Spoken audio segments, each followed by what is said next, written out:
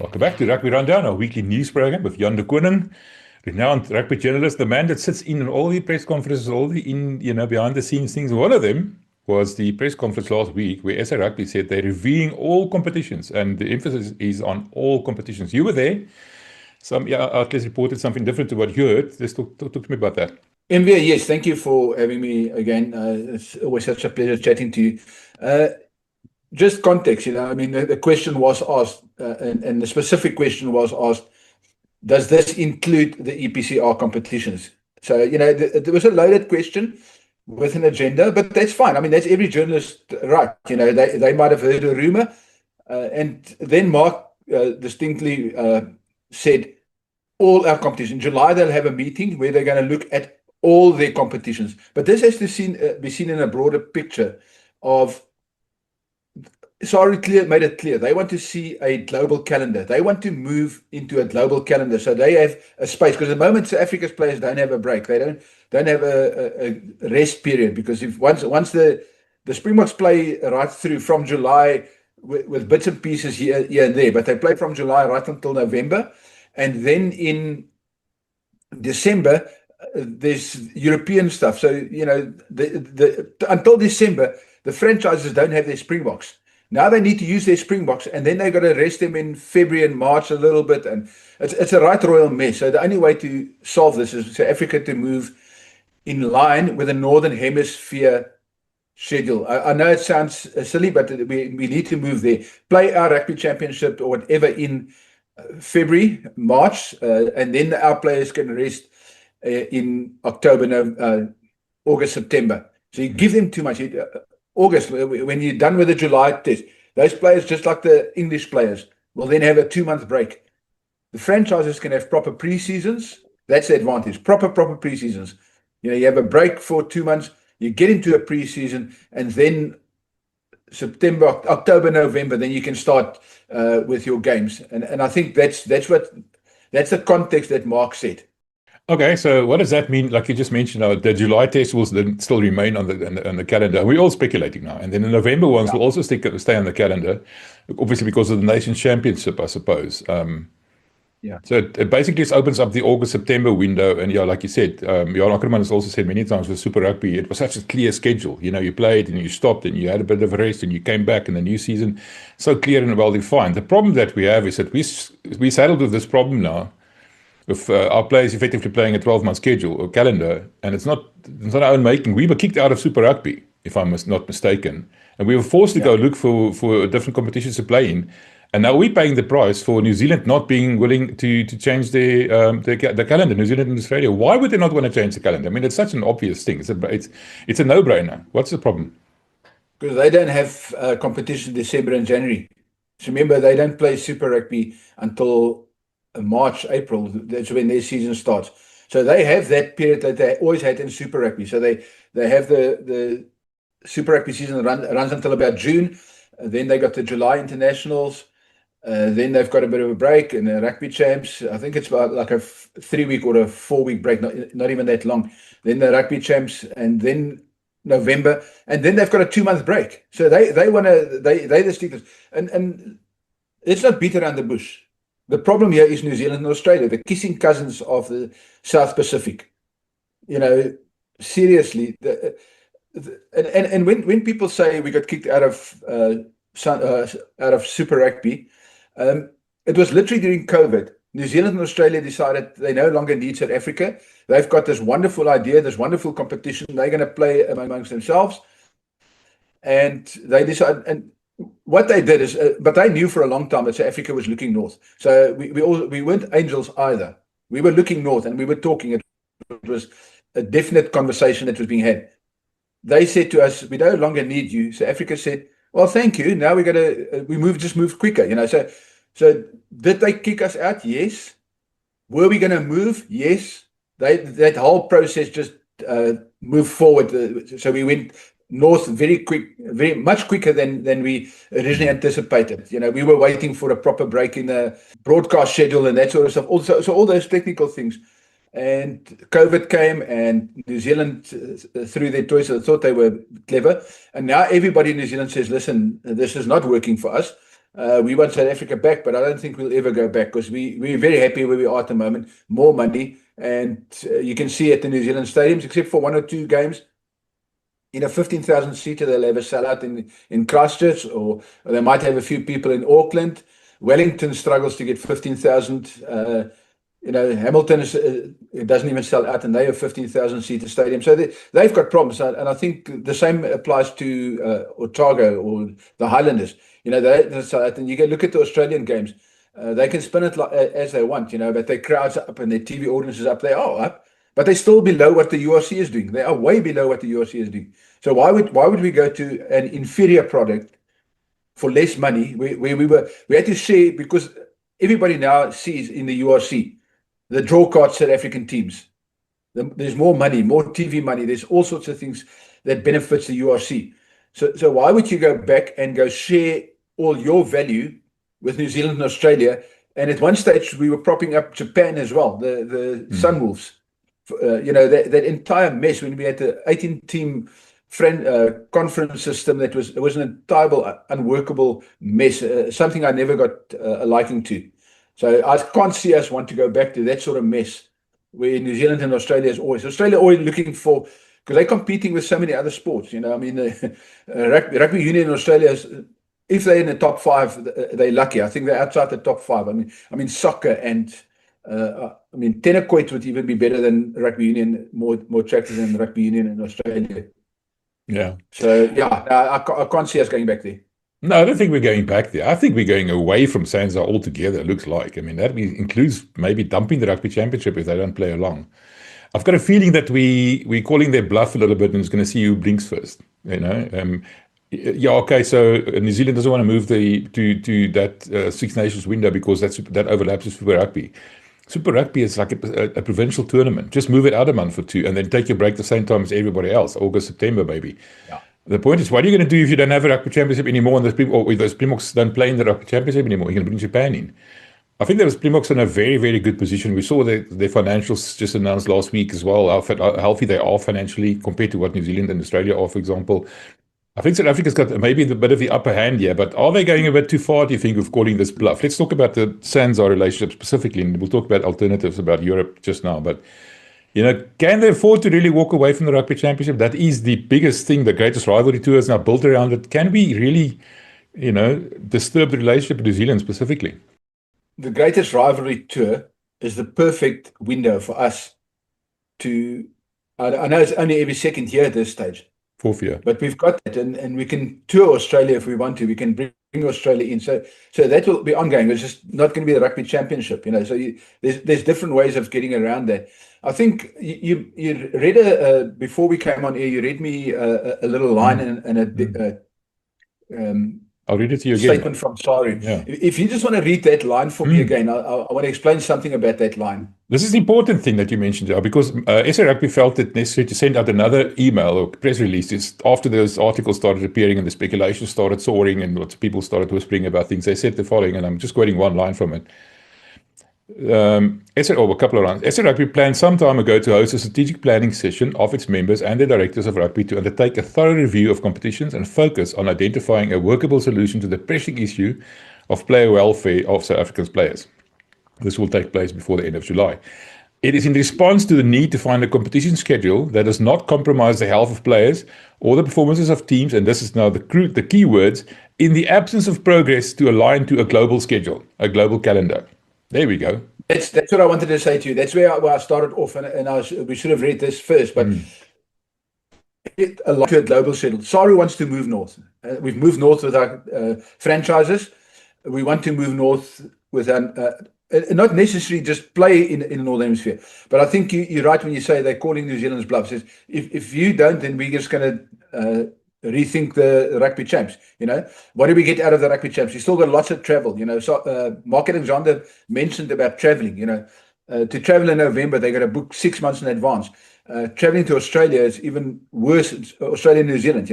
And unless we turn that rugby champs into a condensed 4-week or a 3-week schedule where everybody plays everybody every Saturday for 3 quick weeks and the tournament's over, I don't think it's going to work. So I think, are they calling SANZAAR's bluff? Maybe yes. but there's more value for South Africa to seek alternative competitions. I mean, we can go play all sorts of teams in international teams. We can play Argentina in February.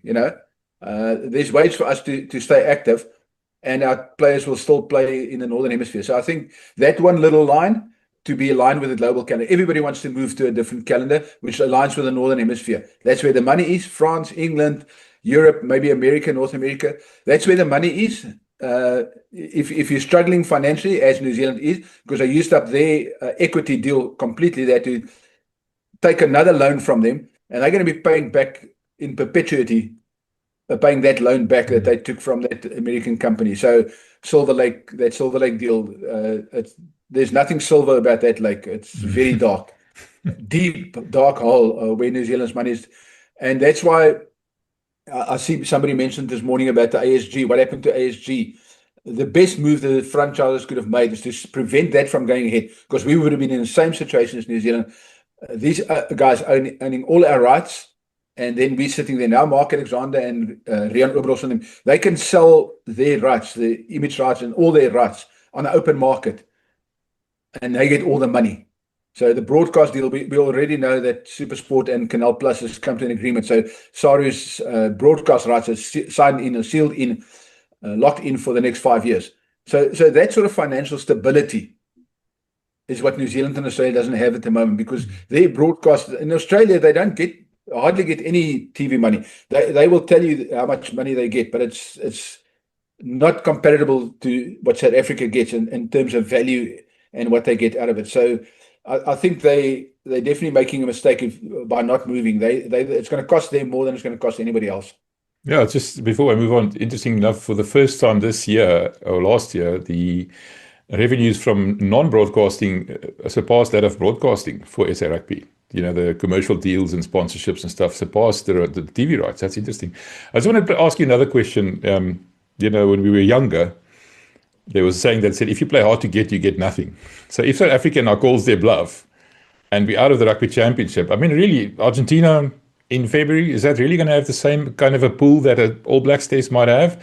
So the obvious, more obvious, I suppose, better solution, but I think we're not going to be welcome at all, is maybe to join the Six Nations as a seventh nation. But I mean, the Europeans don't even like us playing in the European Cup. How are they going to ever welcome us into the Six Nations? I mean, you know where I'm going. So if you play, you're bluffing a little bit, and then they call your bluff. What now? We might be caught short here. Or they might also be caught short. Just remember, if we move, the attraction that the Rugby Champs has is South Africa. You got the World Champions, suddenly they're gone. So now, what have you got? What are you left with? The Bledisloe Cup. Maybe Argentina feels like traveling to New Zealand, Australia all the time for a bit of test rugby, or they can come and play with South Africa. We can get a Japan. We saw how much the Japan game. You play a couple of games at Twickenham on the weekends that there's no Rugby Champs or Six Nations games at Twickenham.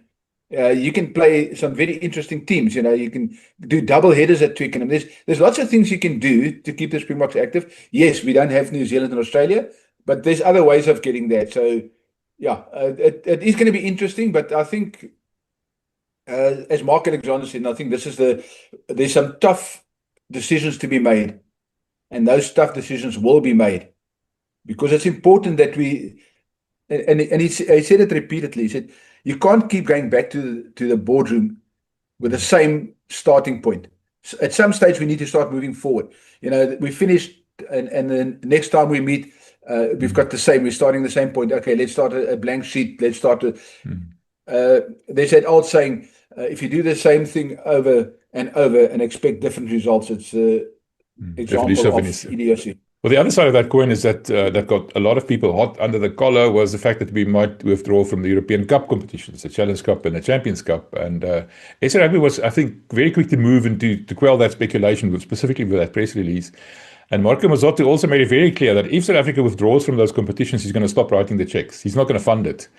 And I know there was a bit of, that might have been a bit speculative. Do you think there's any, truth to the rumor that we might be moving? What would the idea be?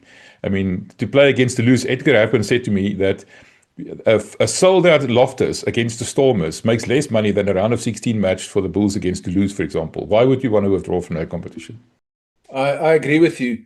That's a very speculative narrative, and I understand, and I'm going to say it again. The question was asked: does these include, and it is a loaded question, does this include the EPCR tournaments?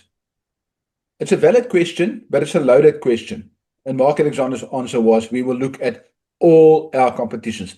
So, and going back to that line, if we want to align with a global competition, with a global calendar, then we don't move out of Europe, because the only place where we're not in line with the global calendar is in Sanzar, is in the rugby champs. The rest of our competitions are all aligned with the global calendar already. So I think that maybe missed the boat, or maybe it was an agenda and somebody wanted that answer and they didn't get the answer. So I don't foresee us leaving Europe because there's too much money. We just became full partners. Why on earth? You just have to use a bit of logic. We just became full partners of EPCR and URC. So why would you give that up when you already get more, and where are you going to go back? So we'll give all that we get up in Europe and the money and the TV value that you get to go back to Southern Hemisphere Super Rugby, which is now so diluted and it's got no value. And we have to build it up again to what it was. So now I can't foresee that happening.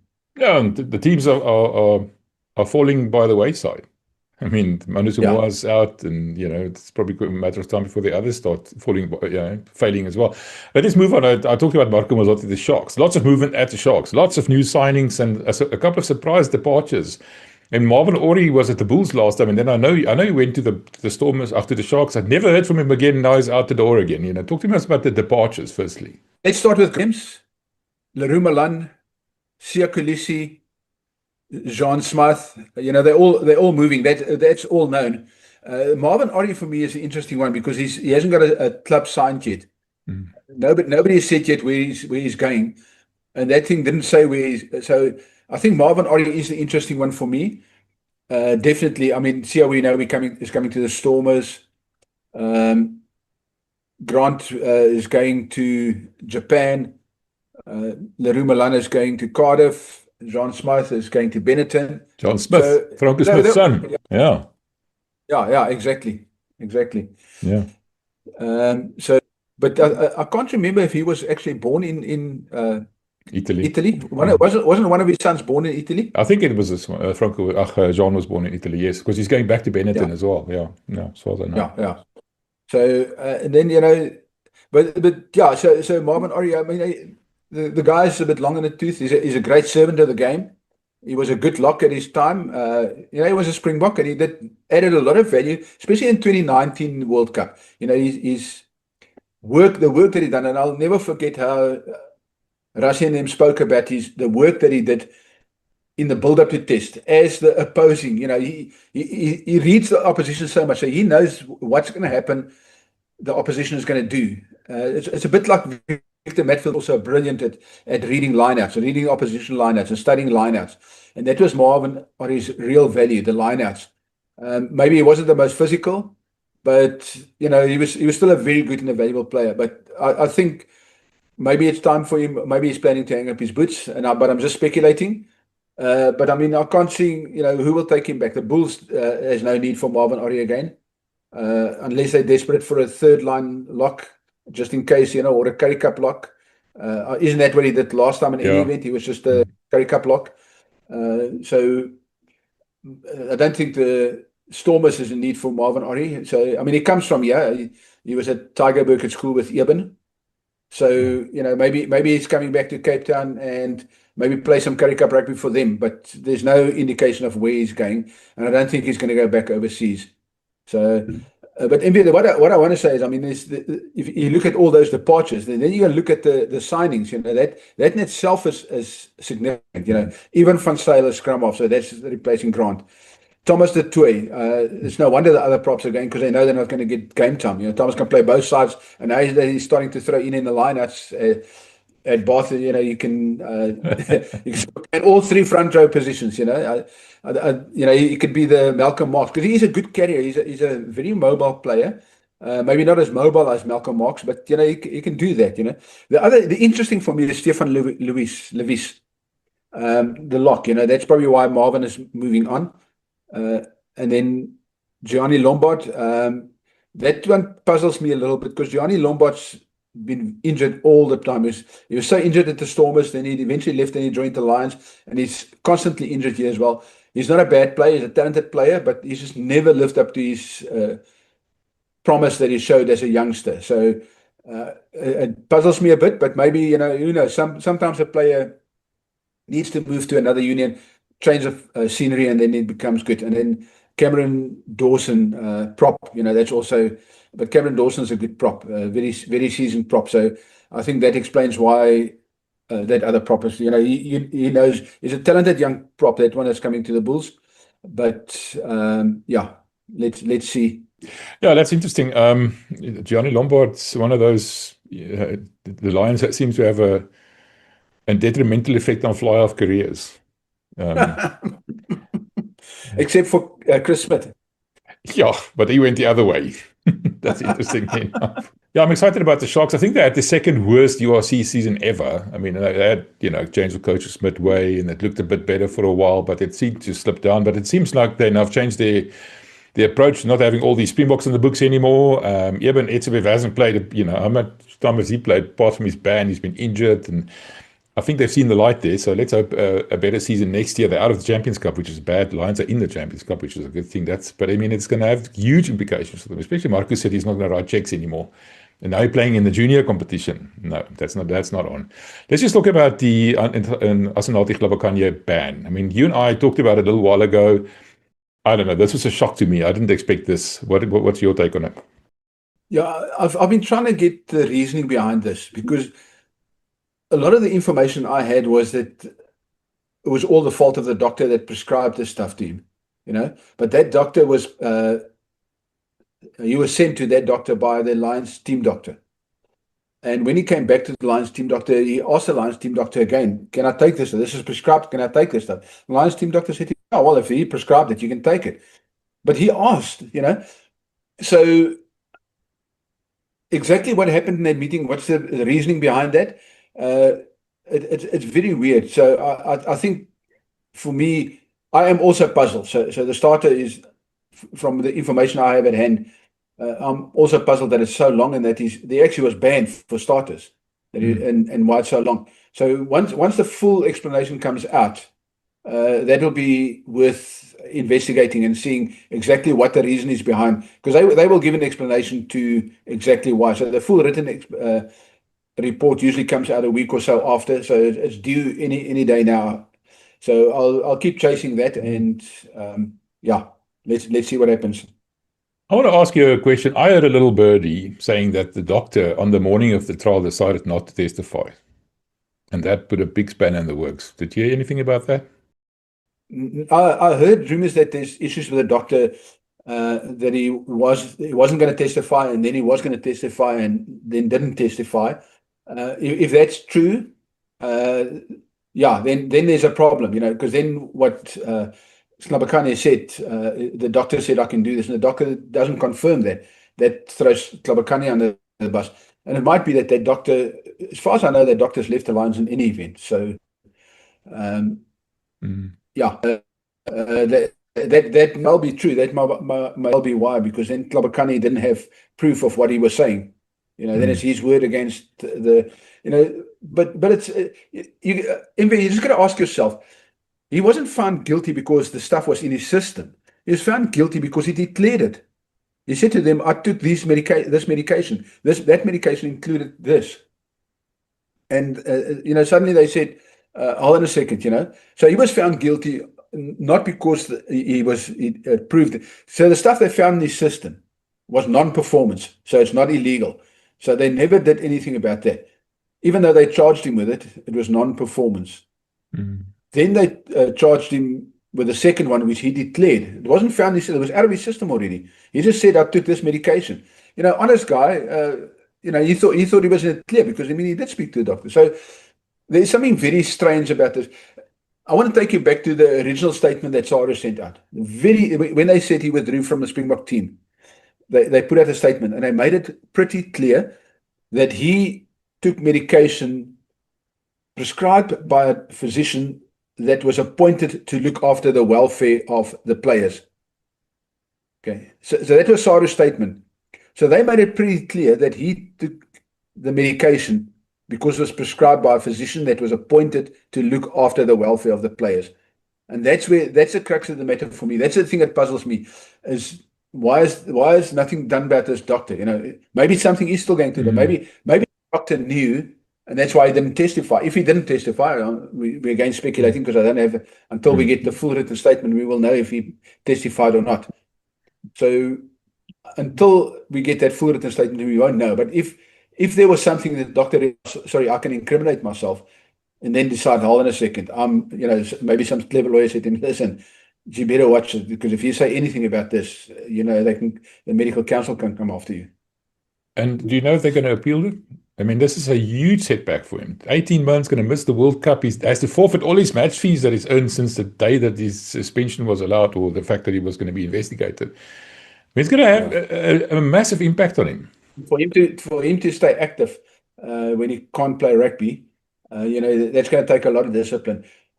The 3-week period, I asked about appeals, and on 3 occasions now I was told we can't say yay or nay until the appeal period is surpassed. It's a 3-week. He's got 3 weeks to, and I think it's this coming Friday, if I'm correct. The 3 week is up. So sometime this week he needs to say yay or nay whether he's going to appeal. So that's something that we got to, maybe next week we've got an answer for you if he's going to appeal or not. I'm just thinking, if I go rob a bank, for argument's sake, and nobody knew that I robbed the bank, but then I put out a statement and say, listen, sorry, I robbed the bank. Isn't that more or less what happened here? Mate, and he tells the cops, yeah. Sorry, say again? So you tell your best mate and he goes and tells the cops. No, even I go to the police station and say, listen, I didn't mean to, but I robbed the bank, Or I thought I was withdrawing money from the ATM, but it ended up that I actually robbed the bank or something like that. The point is, the fact that he admitted to something that was actually against the rules doesn't excuse the fact that he broke the rules. That's what I'm getting at. Yeah.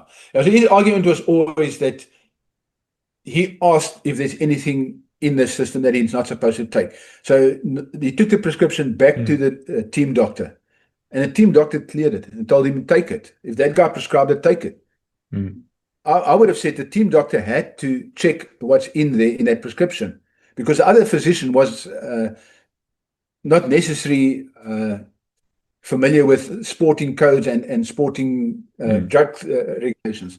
So it is a very curious case, and I've been following it all along, and I've asked a lot of questions, and it is a very curious case. The whole thing centers around what exactly did the doctor say to Tlhabakanya, and what did Tlhabakanya and the doctor, if the doctor didn't testify, obviously, but what did Tlhabakanya say in a hearing? So all that stuff, when we get the full written report, that's going to make for another very interesting story, because that will reveal a lot to us as to how this all transpired. No, yeah, the question I'm asking is because next time what's going to happen, somebody takes a forbidden thing that's definitely against the rules, and all he says is, no, the doctor told me I could take it. The fact of the matter is the rules are the rules. So I suppose that's what's behind it. Anyway, let's move on. Just lastly, the World Cup. Our esteemed Minister of Sport has now decided we must host the World Cup. Mark Alexander sort of scoffed at it. There doesn't seem to be too much love lost between those two. What's going on there? Yeah. Look, I think Mark Alexander's words were saying more, and a lot of times he used wording, and getting very clever with that, using wording by telling you what's actually going on, but you have to read between the lines.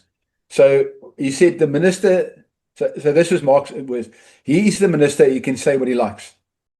I don't have to agree with that. That's what he didn't say. So he's the minister, he can say what he likes. I don't have to agree with that. He says, and then him and Rian went on to explain exactly why South Africa can't afford to host the World Cup. You have to put up 700. Well, by the time the America 2031 comes around, American World Cup comes around, the expected profit for, you must guarantee World Rugby a profit of 100 million or $1 billion dollars. Now we're talking US dollars. You're not talking rands. So you go times that by 16 or 17, whatever the rand exchange rate is, So you're talking about 16 or 17 billion rand guarantee. So did Gayton McKenzie ever sit back for a second and think what he was saying? Or was he just a typical politician that just flapped his mouth, flapped his lips? And that's my feeling. Is he was saying the thing to win some political brownie points, and created a big storm. So we are definitely going to hold the World Cup. No, you're not going to, because World Rugby won't afford it to you, won't award it to you, because you can't make any money here.